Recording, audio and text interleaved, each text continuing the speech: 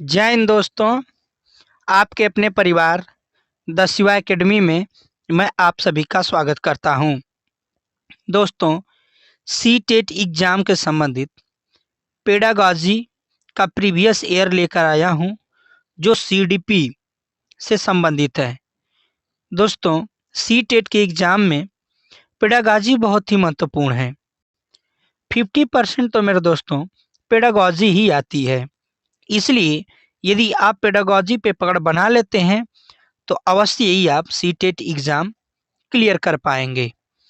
और यदि आप हमारे चैनल पे नए हैं तो हमारे चैनल को सब्सक्राइब करें, बेल आइकन की घंटी को प्रेस करें तथा हमारे इस सेशन को ज़्यादा से ज़्यादा शेयर करें। दोस्तों, इस सेशन में लास्ट तक बने रहिएगा। मैं सीडीपी से संबंधित टॉप 20 प्रश्न लेकर आया हूं। तो आइए हम चलते हैं आज के अपने पहले प्रश्न पर। आज का हमारा पहला प्रश्न है दोस्तों, शिक्षण और अधिक प्रभावी हो सकता है यदि करें शिक्षण को प्रभावी करना होगा तो क्या कर सकते हैं हम? छात्रों को स्वयं करने की स्वतंत्रता व नियंत्रण दिया जाए, छात्र अधिगम शिक्षक द्वारा निर्देशित व नियंत्रित हो, शिक्षक तथ्यों को व्याख्या करने में केंद्रीय भूमिका निभाएं, शिक्षण अधिगम को निर्देशित करें। इसका हो जाएगा मेरे दोस्तों ए, छात्र को स्वयं करने दें और आप ये देखें कि छात्र किस प्रकार से कर रहा है और क्या कर रहा है। इसलिए इसका मेरे दोस्तों ए आंसर सही होगा। आइए चलते हैं अगले प्रश्न पर। अगला प्रश्न मेरे दोस्तों, शिक्षण प्रभावी हो जाता है यदि शिक्षण प्रभावी कब हो जाएगा, हम क्या करेंगे? ऑप्शन ए है, कक्षा कक्ष में प्रत्यक्ष अनुदेशन को प्रयोग में लाया जाए, कक्षा कक्ष में शिक्षक निर्देशित विधियों का प्रयोग किया जाए, सी कह रहा है दोनों शिक्षक निर्देशित विधियों एवं प्रत्यक्ष अनुदेशन काम में लाया जाए, डी है मेरे दोस्तों, छात्र केंद्रित अनुदेशन और अंत क्रियात्मक विधियों का उपयोग किया जाए। तो इसका हो जाएगा मेरे दोस्तों डी। डी बिल्कुल इसका सही हो जाएगा। इसका डी सही है मेरे दोस्तों। छात्र केंद्रित अनुदेशन होना चाहिए और अंत क्रियात्मक विधियों का प्रयोग किया जाना चाहिए।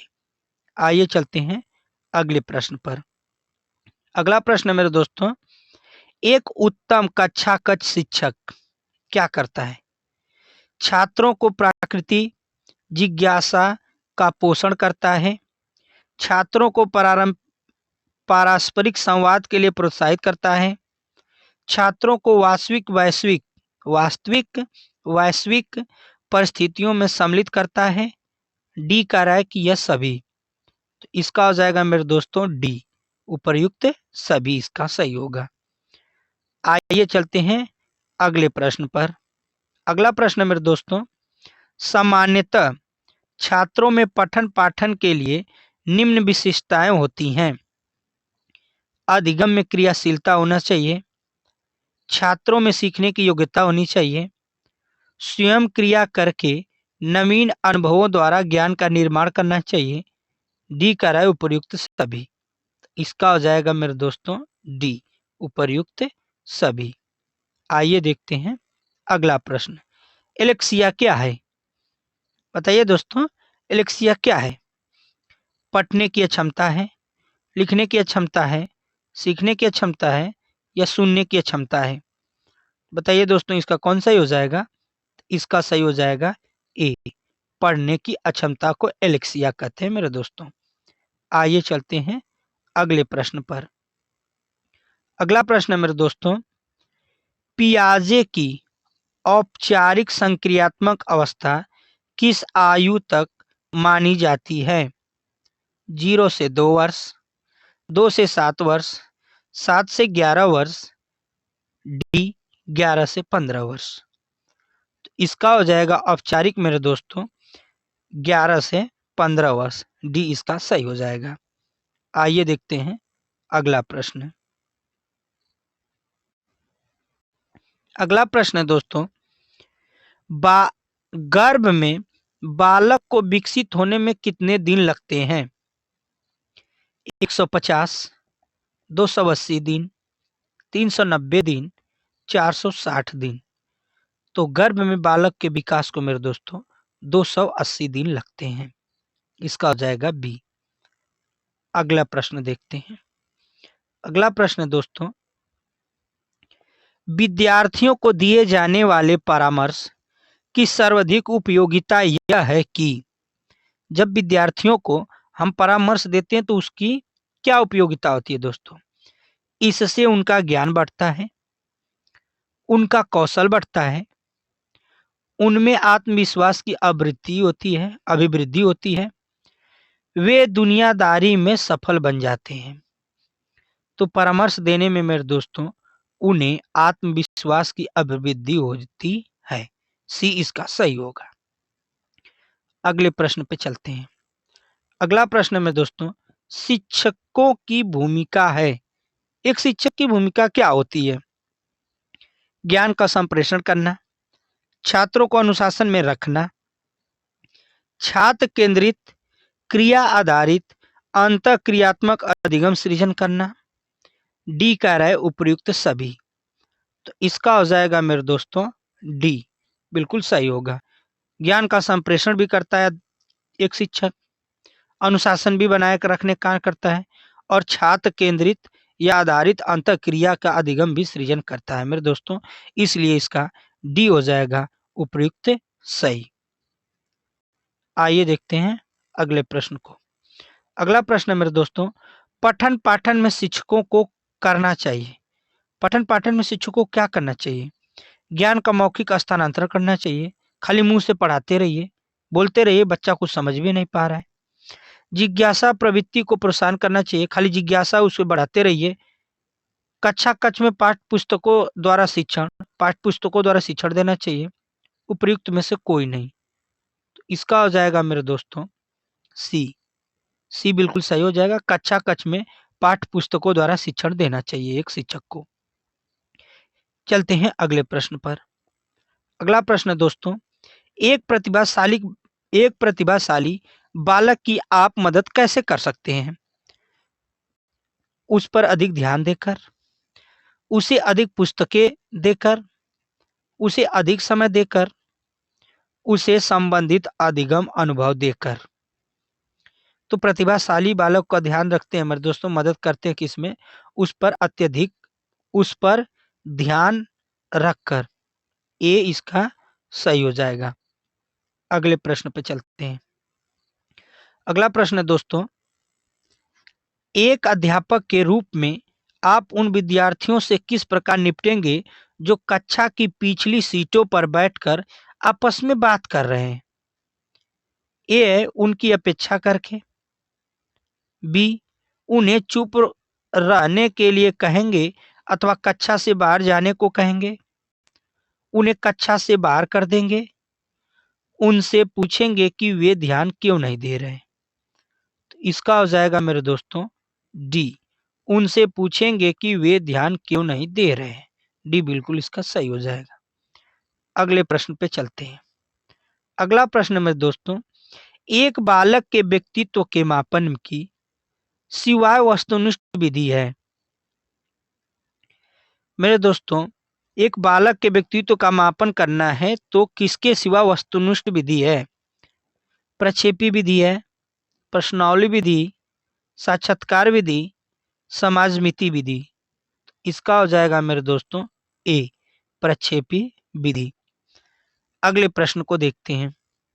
अगला प्रश्न मेरे दोस्तों, बालक मुख्य रंगों की पहचान कर लेता है।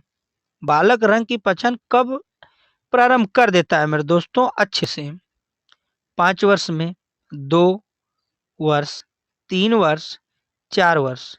तो इसका हो जाएगा ए, 5 वर्ष में दोस्तों बालक मुख्य रंग की पहचान कर लेता है।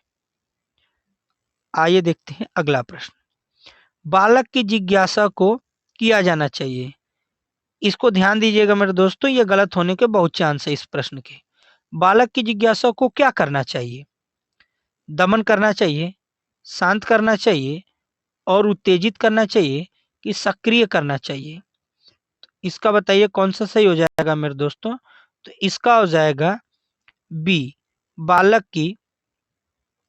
की उत्तेजना को क्या करना चाहिए मेरे दोस्तों, शांत करना चाहिए। बालक की जिज्ञासा को क्या करना चाहिए मेरे दोस्तों, शांत करना चाहिए। 16वां प्रश्न देखते हैं।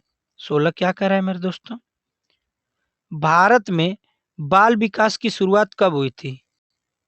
बाल विकास की शुरुआत कब हुई थी मेरे दोस्तों, तो इसकी शुरुआत हुई थी 1930 में। ए इसका सही हो जाएगा। आइए देखते हैं अगला प्रश्न। विकास व्यक्ति में नवीन विशेषताओं और योग्यताएं प्रपुष्टित करता है, यह कथन किसका है। हर्लॉक, जेम्स ड्रेवर, मैकडूगल, मुनरो। तो यह कथन है मेरे दोस्तों हर्लॉक का। ऑप्शन ए इसका सही हो जाएगा। आइए चलते हैं अगले प्रश्न पर। अगला प्रश्न मेरे दोस्तों, किशोरा अवस्था आदर्शों की अवस्था है, सिद्धांतों के निर्माण की अवस्था है, साथ ही जीवन का सामान्य समायोजन है, यह परिभाषा देने वाले हैं हैडो रिपोर्ट, जीन पियाजे, Frederick Tracy, E L Peel. इसका हो जाएगा मेरे दोस्तों बी। जीन पियाजे का यह कथन है मेरे दोस्तों। आइए चलते हैं अगले प्रश्न पर। अगला प्रश्न है दोस्तों, प्रोफेसर जीन पियाजे के अनुसार 0 से 14 वर्ष आयु वर्ग के बालक का मानसिक विकास 4 अवस्थाओं में होता है।